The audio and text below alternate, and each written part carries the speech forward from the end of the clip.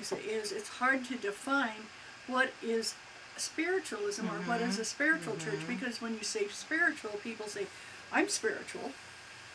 And there's a difference. They have confused the word spiritual and spiritualism. In our church, the UCM, the way we have it, it's both. It's a spiritualistic, virtually non-denominational church. And so that's very difficult for people to wrap their heads around. So when you look at why we have it this way is because if you come in and you are a practicing Jewish person, you can talk about that spirituality. But you can also do card readings if that's what you do. We let you be who you are and wherever you find your spirituality. So in saying that, and are you going along with this? Absolutely. If anything you don't agree with either of you, any of you, please mention it. Well, it's always more interesting to see the real person instead of the public persona that they have to put on to get along. Right, right.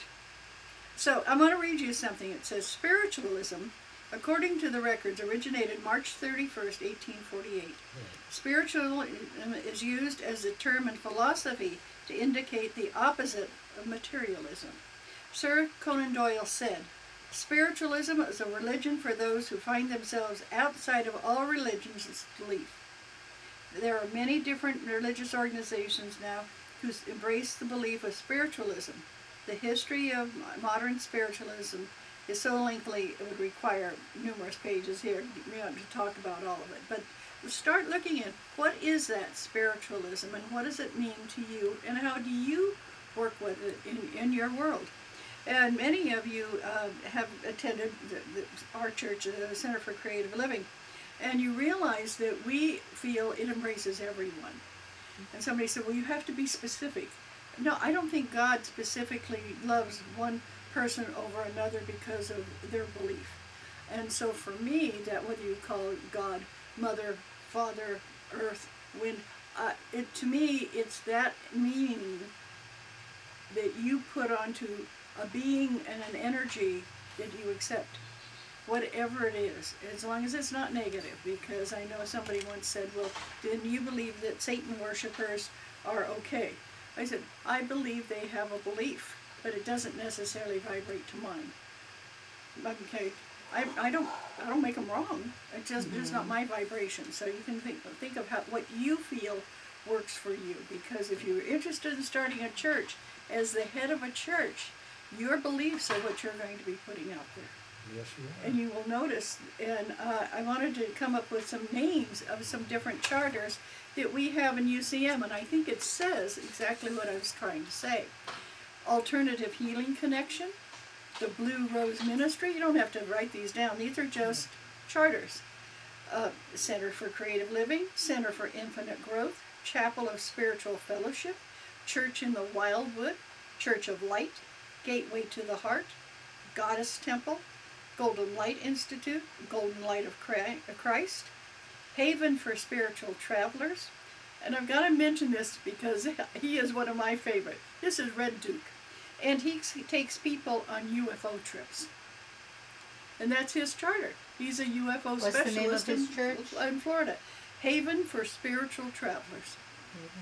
Human Evolution Church, Light of Love, International Faith-Based Ministries, Memorial Chapel, Mother Mary of Holy Spirit, Reiki Center for Healing Arts, Spirit of Grace, Temple of Light, Temple of Love and Healing, Trilogy Chapel, Unity of Light Spiritual Center, Universal Church of the Master, and Universal Fellowship.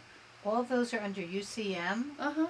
Yeah, we have Those are the charters. 23 charters. In 83, I chartered one, Path of the Master, but I gave it up in 85 because my congregation, all 6 of them, had gone into different jobs and moved into different areas. Maybe in different areas. Yeah. But we had a lot of fun for those 3 years. And there's been Chapel of the Pines, and of course, Center for Creative And the Living. Rice Institute. Yeah, the outreach, and Right.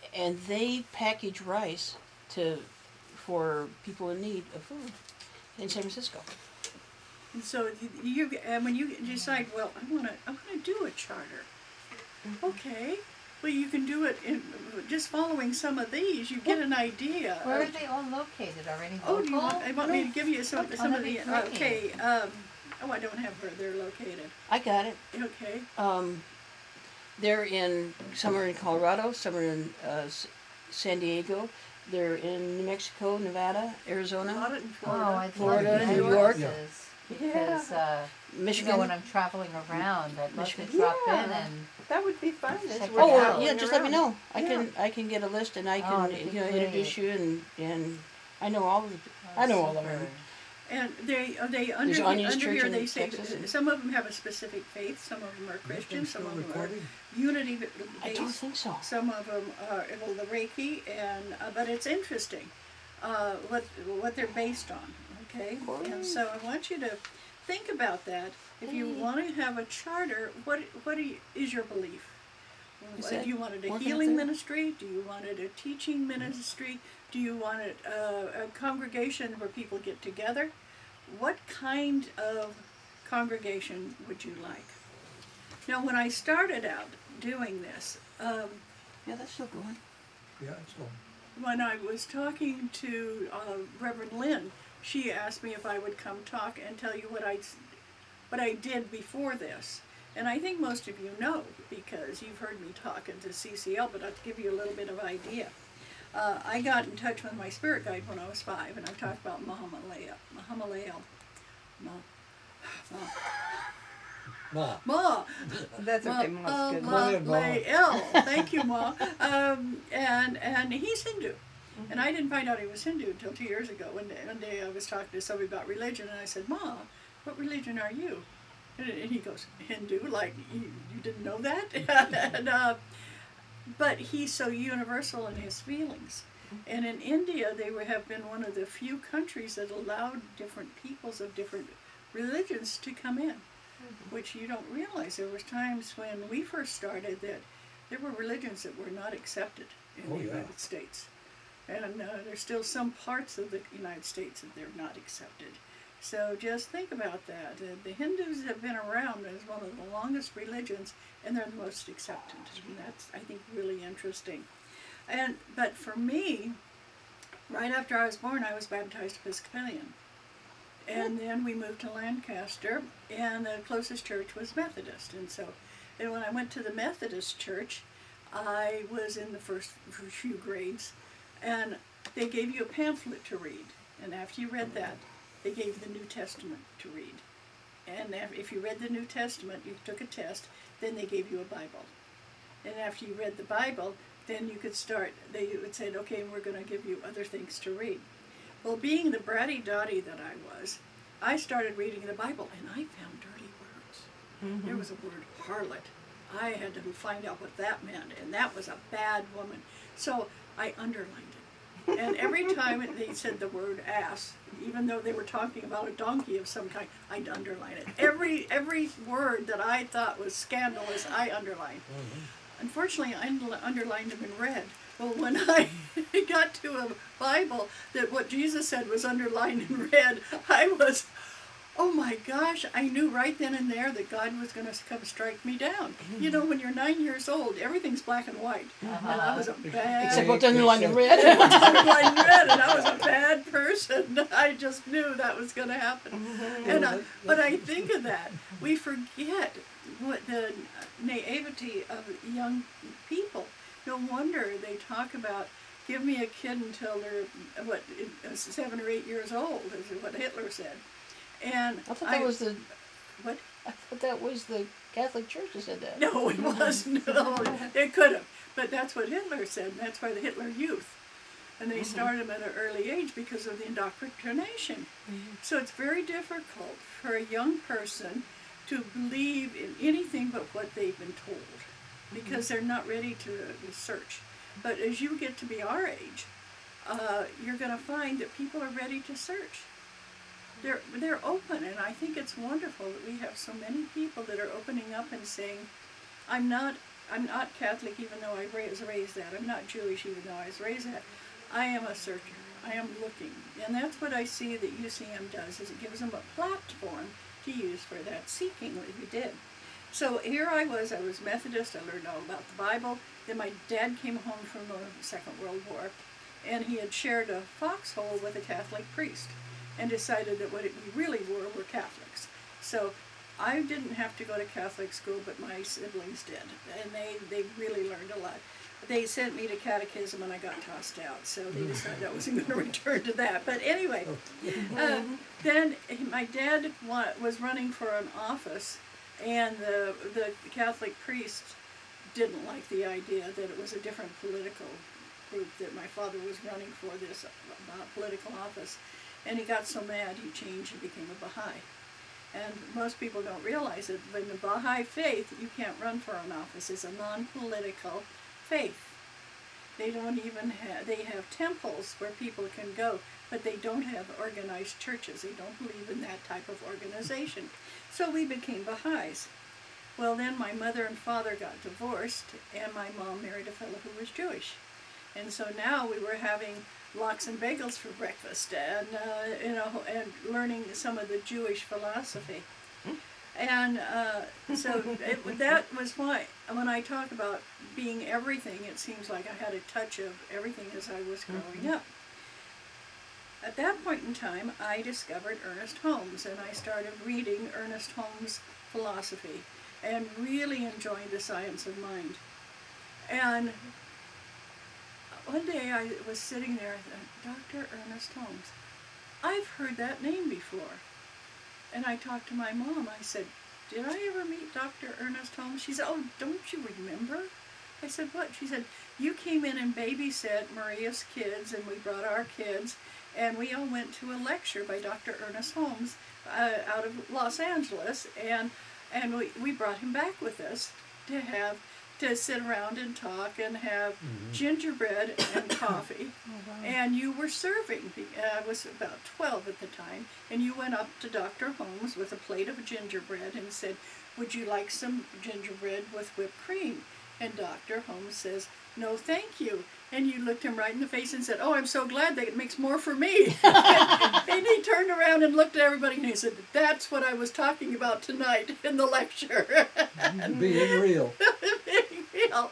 And she said, everybody remembered Dottie meeting Dr. Holmes. And Except Dottie. Except Dottie.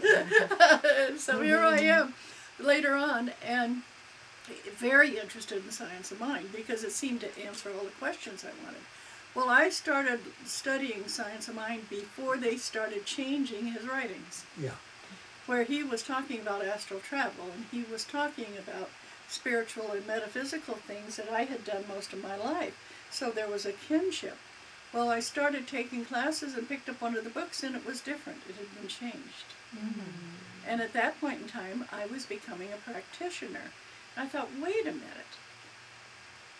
There are things that I want to do as a minister and as a practitioner that now they're saying you don't do in the Science of Mind Church. Mm-hmm. And one of them was no hands-on healing.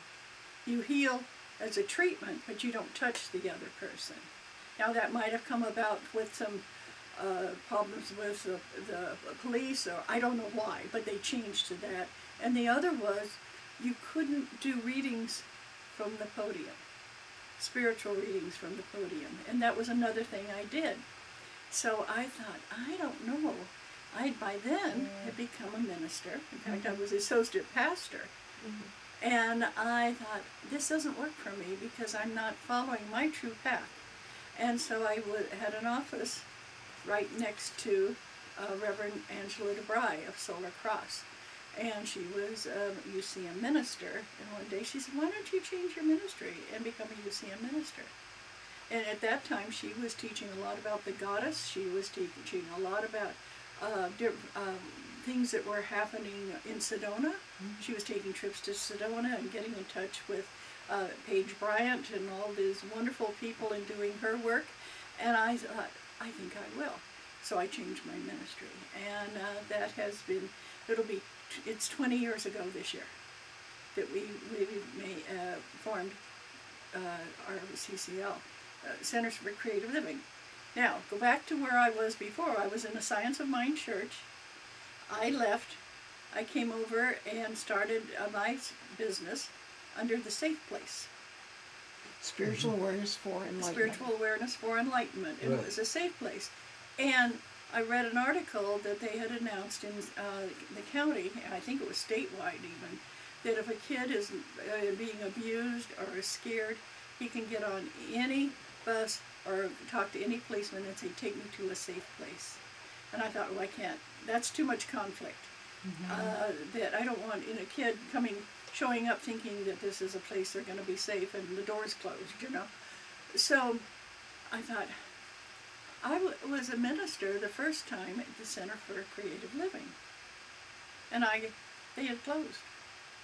So I called the office at downtown for fictitious firm names, and that fictitious firm name was available because they had disbanded. So when people say Center for Creative Living, that's been around for a long time. Well, for us it's been around for 20 years, but it had been around as a Science of Mind church formed by Leela Henderson, who was a very well-known minister. Yeah, You remember Leela? Yes. Yeah. And so if you ever think, Center for Creative Living, that sounds familiar. That's where it started. Yeah, I got my ordination in '78.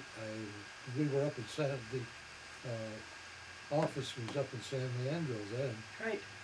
and I did some readings up there. Mm-hmm. That's what I started, was in San Leandro. Is Yeah, that right. Science of Mind also? Yeah. Is I that was Science with, of Mind? But guy's name. he's talking about UCM. Oh. Yeah, UCM itself. He's been part of UCM for a long time. Now,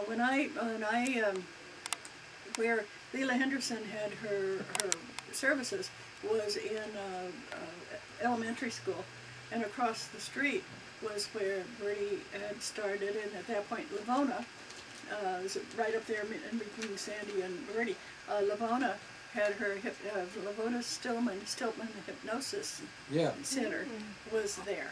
And so I just kind of walked across the street, and so it was all very close. And, Margrove. Yeah. Oh, yeah. What? Dr. Margrove. Uh-huh. He's the one who signed my ordination. Great. Nice. It's been around for a long time.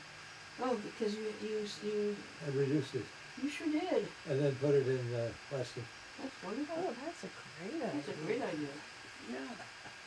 Good job. Well, I could carry it as a business card. Yeah. Good. I That- have mine, that but was it's getting a brilliant. little wrinkled. Yeah. Yeah. That's perfect. Thank you so much for sharing that with us, Meg. So anyway, now it's 20 years later, okay, but that's how all of that happened, where during that time I made a living doing psychic readings. And before I had moved to the James Lick Mansion, and where I met Angela, I had an office in Moore Park Avenue, and right off of Saratoga. I was there for quite a few years and did psychic readings, did retreats, did things that I'm still doing, and I did a lot of traveling. And one day somebody came in and said, I saw Monica Svoboda in this office. Monica Svoboda is a well-known psychic and a UCM minister. And I said, really? Yeah, for almost 50 years. And I said, really? And he said, yeah. She took over for Sylvia Brown. So the office I was in, Sylvia Brown was in when she first got started. Monica Sepulveda was in when she first got started, and I was in. I mean, why?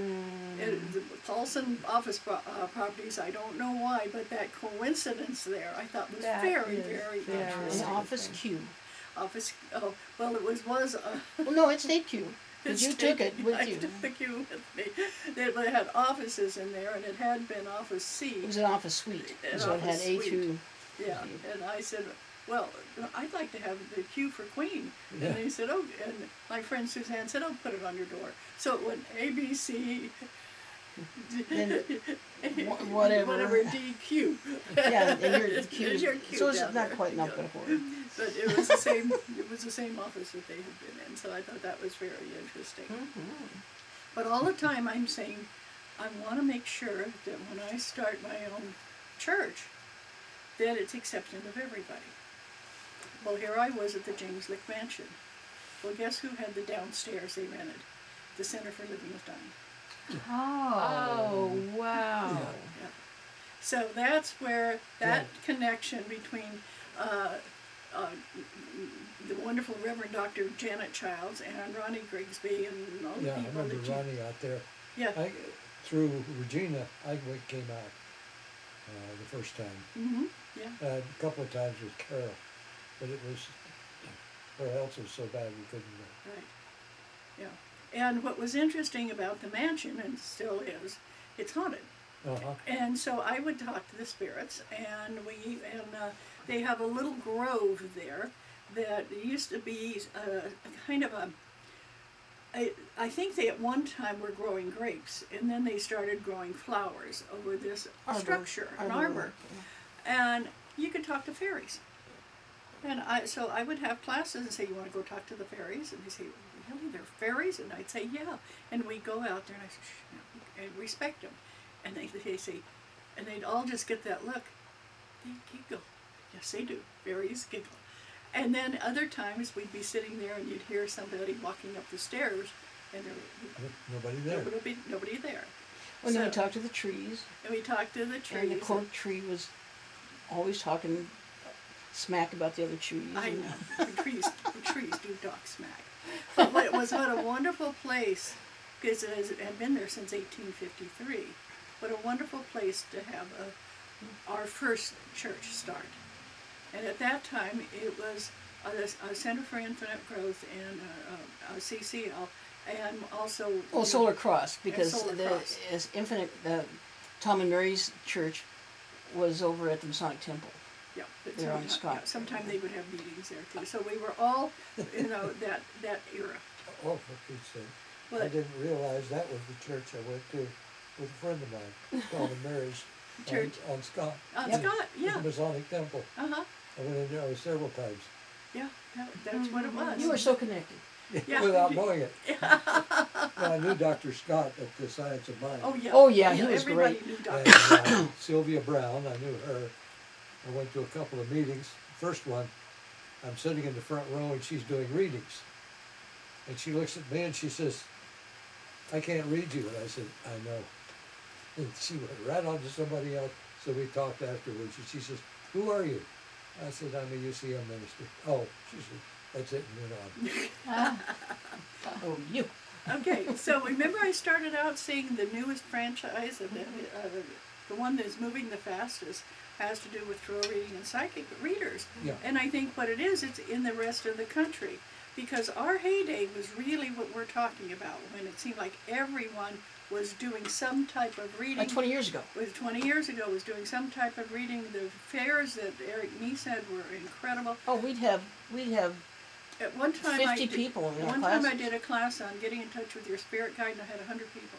Yeah, that Wow. segment, that energy moved up north and went on up to Petaluma, and it's on further north now. Right, right, And it'll be coming back pretty quick. right. And so this is a time to have a spiritualist church. Oh, come on. And this is a time to have a charter, because there's so much happening.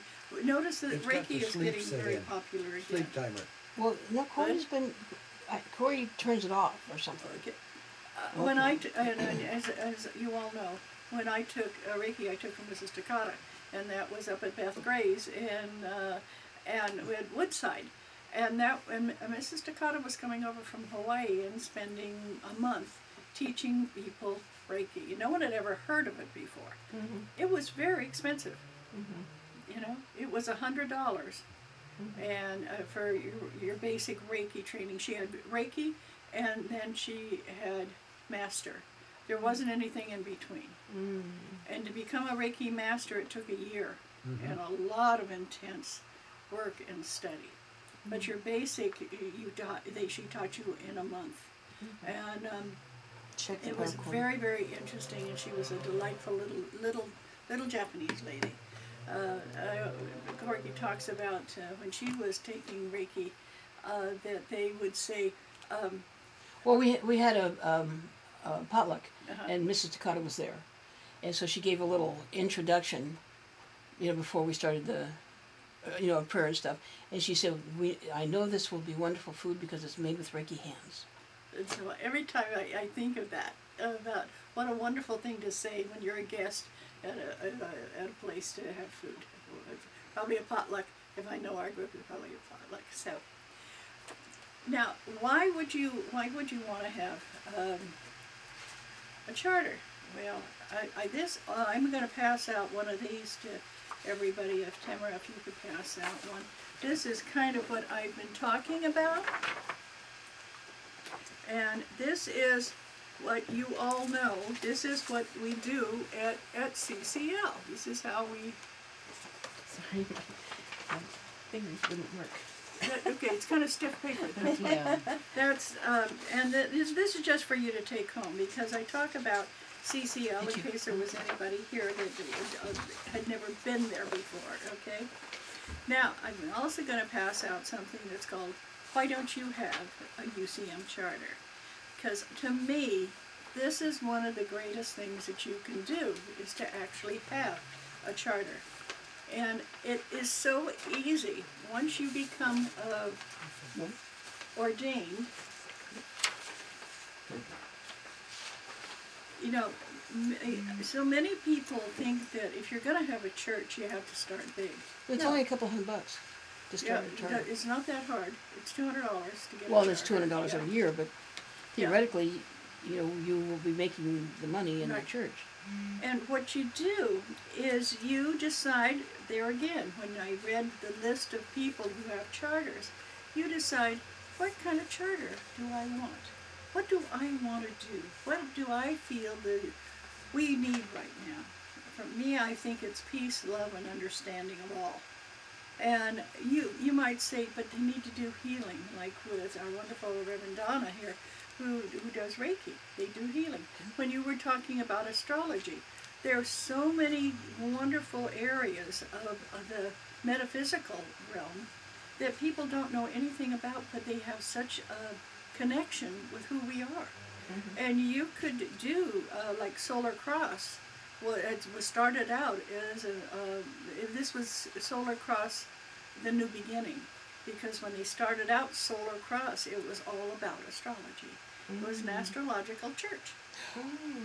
Okay, and that's why they would travel all around to be able to see where the stars were, where what was happening, that type of thing, and learn from it and talk about the importance of knowing what's coming up based on the planetary systems. So there are so many like that. Now with Smitty, I always want to call you Keith. With Smitty, fine, that's my name. he has people that he knows that are interested in learning all of the vast repertoire you have about religion and about people getting along and enjoying each other and doing it themselves, so that people could come to your church and you could help them find their path without telling them exactly what they have to do. Help encouraging them to make choices so that they can move forward. Because we're finding there's so many people these days who are totally confused about who they are. You know, it's causing a mental, I want to say decay, because they keep thinking, I ought to be as good as this person, or as good as this person, or I should be doing this. I hear every day, I have people come in for a reading, they say, I'm 45 and I don't know who I am. I said, you're 45 and you're Barbara. Well, yeah, but I have to be more than that. Mm-hmm. Well, what does that mean? Mm-hmm. Well, I need to find myself, but you're not lost. You're a child of God. You're looking out there and you should be looking in here. Yeah, exactly, and that's what Keith does, is he helps people look in here. And so, when you think of that, you think, okay, if I was to have how would I start a charter? You talk to people and say, why don't we get together and read the Bible, or why don't we get together and learn astrology, or why don't we get together and do Reiki, or why don't we get together and find out what I need to do to advance myself in life? And you set up, and I mentioned the Church of the Chocolate Chip Cookie, and that's what I did with these young people I was fostered. I was fostering teenagers, and these kids always were, their parents were always telling them they were no good, they never did anything right. So we made cookies every Wednesday night, and what we do is all gather in the kitchen, and we'd all say a short prayer that we pray to God that these cookies turn out right virtually, you know, and everybody had an ingredient. And they had to make sure that the flour was sifted, and they had to make sure that there wasn't too much salt. And then we baked the cookies, and while we were baking the cookies, I talk about how important it was that the ingredient that they put in.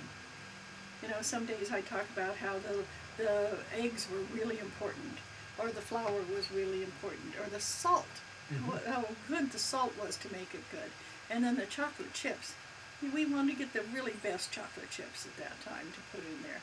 And then whoever cracked the nuts, if they did a bad job and you bit into a nutshell, you know, so that sounds like, oh, I'm just going to pour the nuts in the cookies. It's a very important. Somebody could lose a crown over that, you know.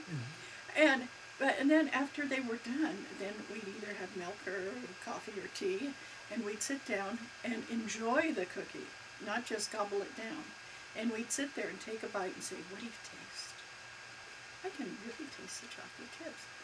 I can taste too big a nut in here. Yeah, but it helps the flavor. Well, yeah, okay, then it's not too big of a nut, you know. But we would do this positive reinforcement of something as simple as making cookies. And people said, you know, that was the best church service they'd ever been to. And it was usually for teenagers, sometimes 5 or 6. Because when their friends learned they were making chocolate chip cookies on Wednesday night and got to eat them and take some home, they decided that was a pretty good deal. And so I started feeding people in my first church, which was the Church of the Chocolate Chip Cookie. And looking at that, you'd say, well, was that really a church? It is if you say it is. It is if you say it is. Why wouldn't it be? Exactly. And so now you can get a charter that, with all of this that I did, I wasn't chartered at that point, so I didn't have my 501c3 status. But when you start doing your church, you can, if you're giving church services in your living room, you can write off. Talk to your accountant. You can write that off. All of the work that you do in advertising, putting together your computer, as far as your website, all of that, you can write that off as far as the taxes go. I'm probably one of the few ministers you know that thinks that churches should pay some taxes. It doesn't make sense to me that you can write off everything. You can write off your house if you say it's a parsonage. Think of, you know, a big church. They have a church and then they have where the minister lives. That's a parsonage. They can write that off. And I've never written anything off like that.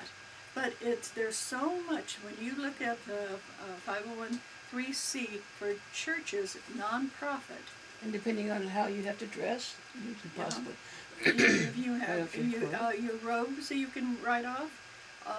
Some people say I have to have my nails done, you know.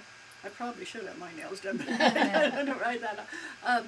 But there's things like that that you don't even think of when you are running a quote church.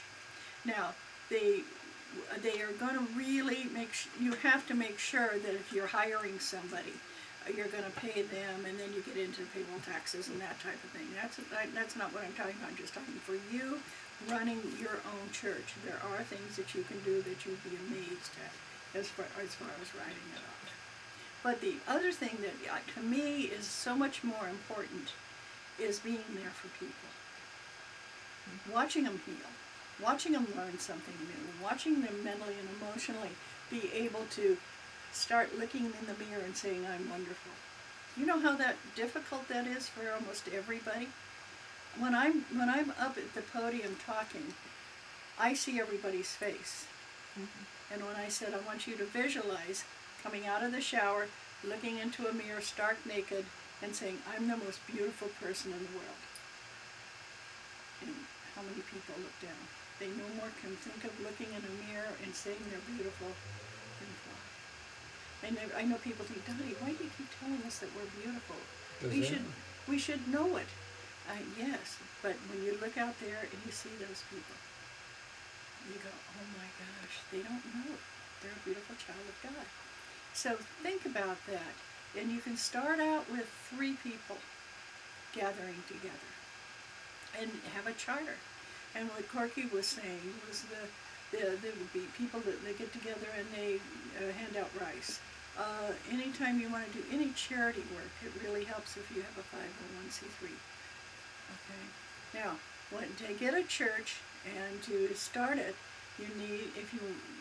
unless it's your name, it could be Donna Christensen. She could have be. to Christensen. You need to get a fictitious firm name for your.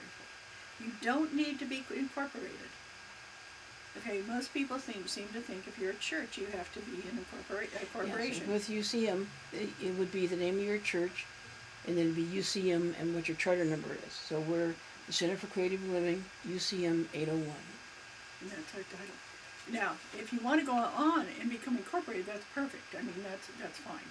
But most of us, it's a small enough church that it works. But talk to your accountant, talk to your bookkeeper, and say, what do I need to do? And I really, really welcome people doing this. Somebody said, well, I want to come to your church. You can. There's no reason you can't have church services on Wednesday night and bake chocolate chip cookies. I mean, you can do it any time. Saturday afternoons would be a great time to get people together. Well, we have churches that feed the homeless, and that's basically what their main gig is that they make food and they organize people to go out and serve food. There's so many different things that you can do with a church the goddess temple was kind of interesting. It was up in the hills, and they were doing all sorts of dancing and all sorts of wonderful things in honor of the goddess. And they were putting out films and music, and they had a room bigger than, probably about the same size as this office, full of costumes where they could dress up in different It sure costumes. felt bigger than that, didn't it? Yeah, it felt huge because it was all costumes in this room. And this one, it was interesting because the fellow who invented or brought about spirulina, this was his wife, Christopher Hills, and his wife Penny. And Penny Slinger Hills is a UCM minister and of the Goddess Temple. And so she has done some wonderful, interesting things. When you look at people who have been UCM ministers and quite often are no longer here, but Kenny Kingston was a very well-known psychic to the stars, and he was a UCM minister. Oh. And Mrs. Takata was a UCM minister. And Mrs. Takata was a UCM minister. Oh, wow. Yeah, there's people who found that UCM gave them what they needed as far as who they were. And you'll find these are very peaceful, very loving folks. I know you met Gary Springfield at the conference, and what a delightful man. And he's been a UCM minister for years. And you're going to find that there's people all over the country who are UCM ministers, and they have just that same energy. Marcia Craven does fantastic work, and she's a healer, and has a group in Arizona. Am I right? I think so. Yeah. And then Novak. Sarah Novak has a UCM In Florida, church St. Petersburg. St. Petersburg. Arlene Phelan has moved to Florida, and she has She left Arizona? Oh yeah, she's been She's in gone Lake about Placid. 4 years. Yeah. She's where? Lake Placid, That's Florida? That's New York. I thought. Lake something. Lake something, yeah. Maybe Placid's not the word. Yeah. Okay. But you look at these people and you go, wow. When Virginia Seen had her church, and she just really loved being a UCM minister, and that woman was, I think, as close to sainthood as anybody I've ever met. She was an incredible woman. And so we have this history of people who are very kind, loving, supportive, who started, like, is it the Wills that have Barbara and Ron Wills. And they have a group. They're the Blue Rose Ministry. Blue Rose Ministry. And they have a small group that gets together, about 6-7 people, in their living room, and this is their church, and they've had a charter for years. And they speak at different churches. They travel around. Where do we find where all the UCM ministers are? Are they on our list? Yeah. In that, on the UCM Yes. website? Right. On the UCM, they should be on the UCM website. So, How many are there? I mean, it sounds 23. like there's a lot. 23. 23 charters? Mm-hmm. And the ministers themselves. Where is there a list of the ministers, the UCM ministers? It should be on that list. Okay. Yeah. Yeah. Okay. So you can find out where they are, what they do, and it's very interesting. They're so diverse, you know, and their backgrounds come from everywhere. And so when you start looking at, oh well, I've never thought of being.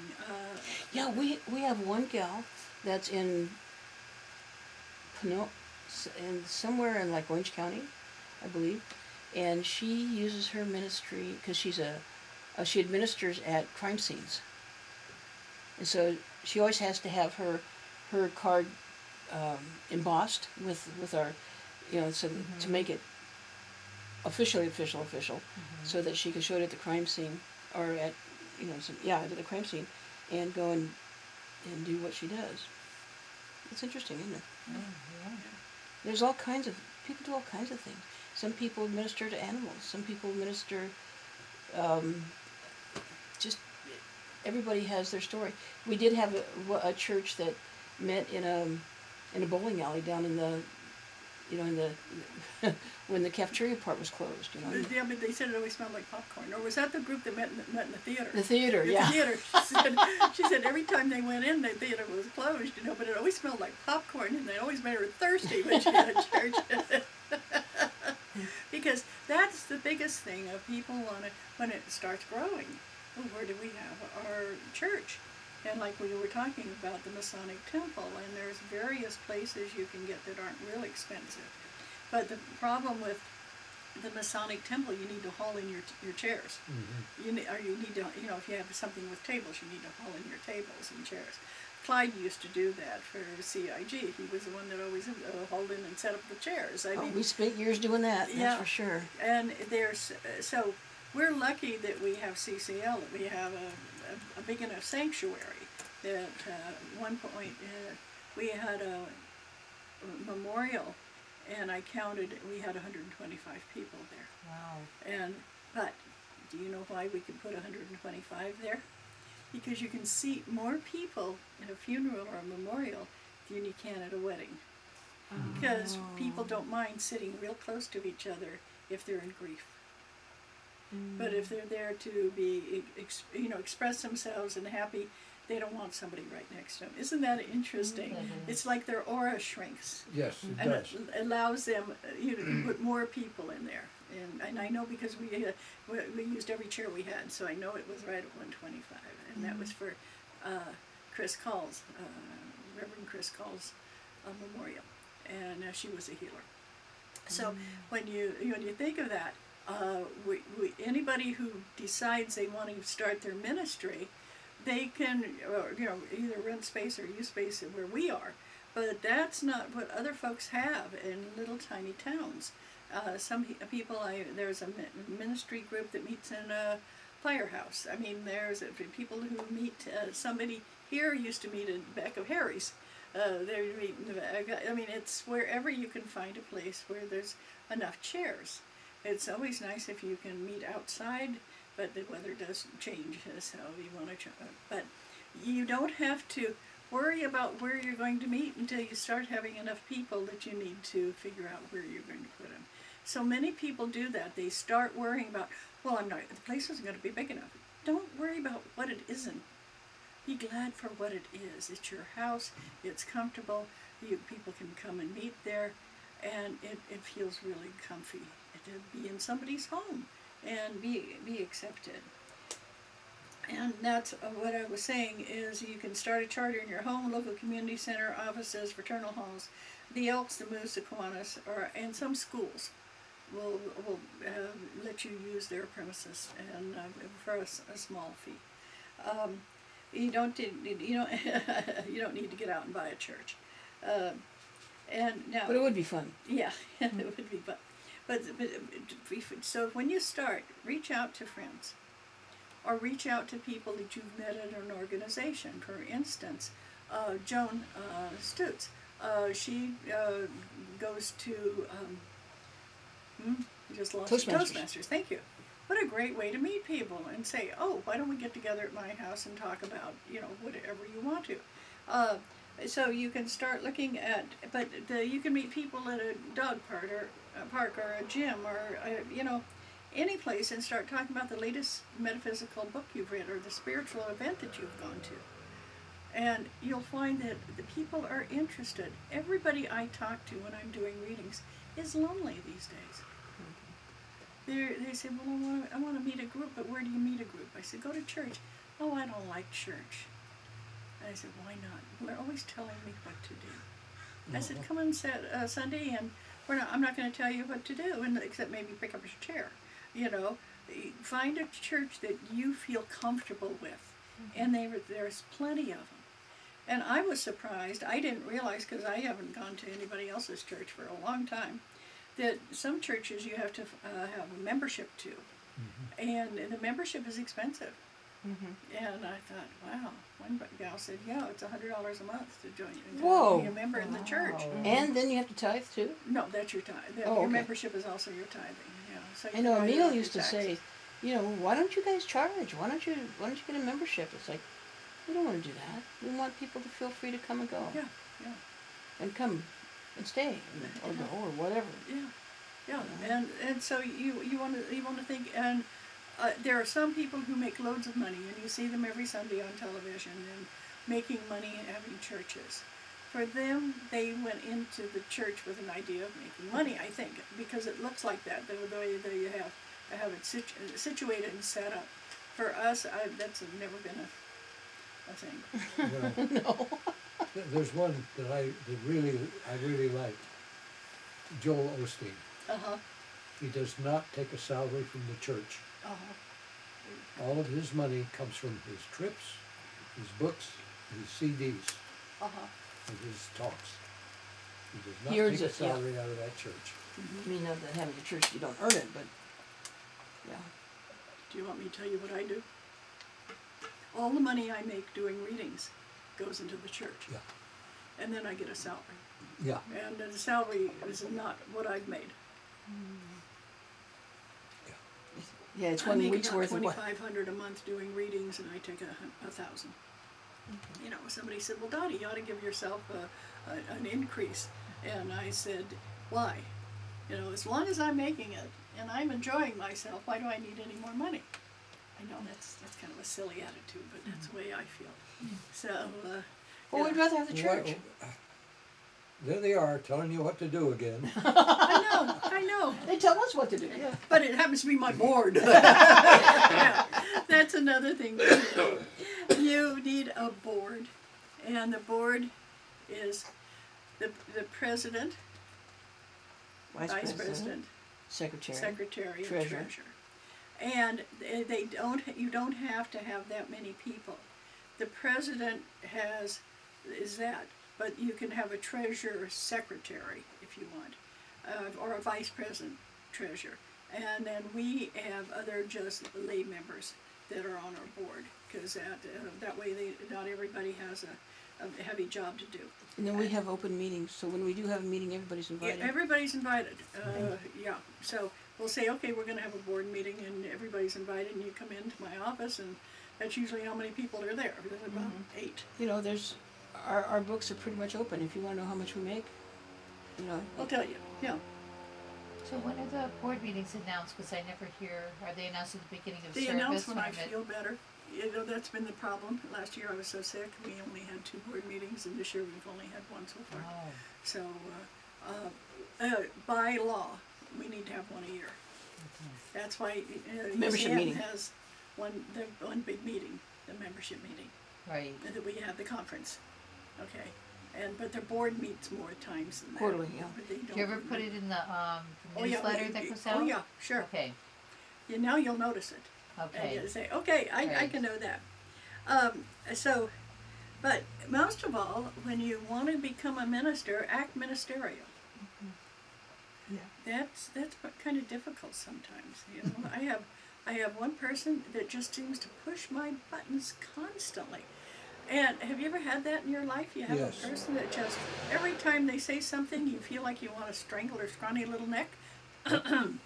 And what I do is I smile and say, "Good morning, and how are you?" Because Practice. this person is coming to get something they need, and who am I to deprive them of that?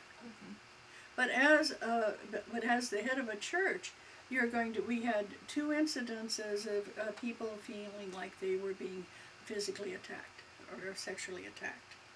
And that is something that you go up to the perpetrator, and say, "Excuse me, but I've had some complaints about your behavior." No hugging. And they go, "But I was just being friendly." No, you don't hug people unless you ask them. And And you don't hug them unless they say you can Yeah. do it. Well, and because it is really inappropriate to some people who are going through sexual abuse. And somebody comes up and goes, "Hey, honey, no, that just doesn't work." And one time it was a male, and it wasn't him, it was a female. So it's just, you have to be really careful. When you're telling people this is a safe place to be, make it a safe place. Okay? And so, and you might think, "Oh, that's not appropriate for you." Then work from that. How would it make you feel if somebody did that? Okay, and we have had a few people that had to leave the church only because they were being inappropriate. Okay. Now, if you're going to be talking about politics, take it outside. You're going to hear me with this all the time, and I'll say, "Well, you say it's because you're a nonprofit. Other nonprofits talk about politics." Yeah, but that's not mine. You know, I can't see people bringing in a political idea and making other people have to sit there and listen to it during church. Right. You can talk about it outside. And now I've said, if you want to talk about politics, go in the community room, and we'll just keep this the sanctuary sacred.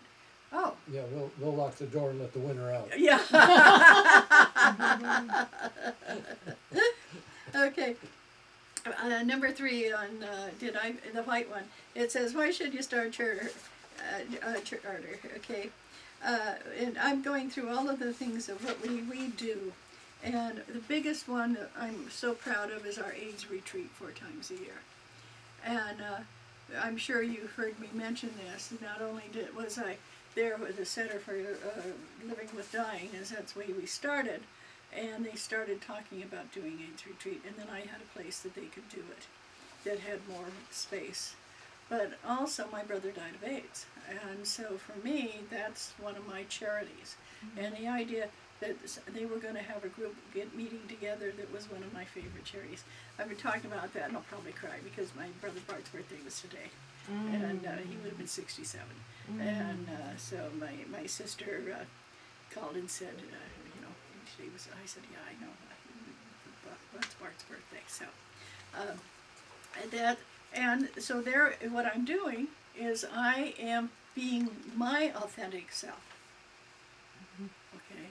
And we have quite a few people who will say, "I'm HIV positive." And every time they do that at church, I go, "Yay, another person who feels comfortable and loved enough that they can say this." Because I don't know where you were in the 80s, but it was so horrible. My brother, being a chiropractor in San Francisco, was losing 100 people a week. His patients. And then he passed. I mean, you can't even believe, having been in a war-torn country, and you can imagine when it was going on, when people were getting killed. Well, this was like that. There was a war going on, and our government at that point in time didn't believe it was a war, and then we finally got it turned around. But for me, that was a time for me to stand up and say, "Yeah, you can use our place for what you're looking for." So, what would, now that I've been talking on and on about this, what would be, if you were going to start a church, Smitty, what name would reflect what you were doing? I had one, and it was called Path of the Master. That sounds wonderful. And now, is this one master or many masters? They're all masters. Thank you. It's exactly what I say when people say it's Universal Church of the Master. And they say, "Are you talking about Jesus?" I said, "I'm talking about all the masters." Yeah. Yeah. I had a group that were coming in once a week. And we were literally going through the well, the Huna books, like we're doing now, with Dorothy and Tamara and several other people. They advanced and went on their own way, Uh-huh. but after that, I just let the charter lapse because I didn't feel like continuing on at the time. I was having some problem, taking care of Carol and all that. And right now, I have a study group, but that's what we are as a study group. I'm teaching Secret Science at Work by Max Freedom Long. That book changed my life, literally. Yep, it's important stuff, all right. So, Changed I feel comfortable just... Changed Hawaii, too. Yeah, it did. Yeah. And, but I feel comfortable just with the study group because we study a lot of stuff besides that because it's the basis of practically everything. And now there is a name to write down, Max Freedom Long, if you haven't read anything that We're in a study group. you're in the study group. Yeah. Donna and Tamara are in the study group. Oh, great. You made a mistake. You said Dorothy. When you Donnie. said Tamara, and I did. Thank you. Yeah. Donna. It's Donna. Donna. Yeah. But that is so wonderful because these small groups is where you get to learn things, and you get to use your voice and talk about it. Well, we find that interaction enhances education. Mm-hmm. Doing it on your own is very slow and tedious. And we meet twice a month on the first and third Fridays. Good. But the interaction, the energy is what makes the difference. Sure does. And I found that in the Air Force in the classes because I had to go all over the world to teach. So I never knew who was going to be in my class next or where they were from. I've had people from literally every country in the world in my class. You want to talk about differences in backgrounds and differences in methods of learning? Oh man. Yes. And that's one of the things you notice at CCL.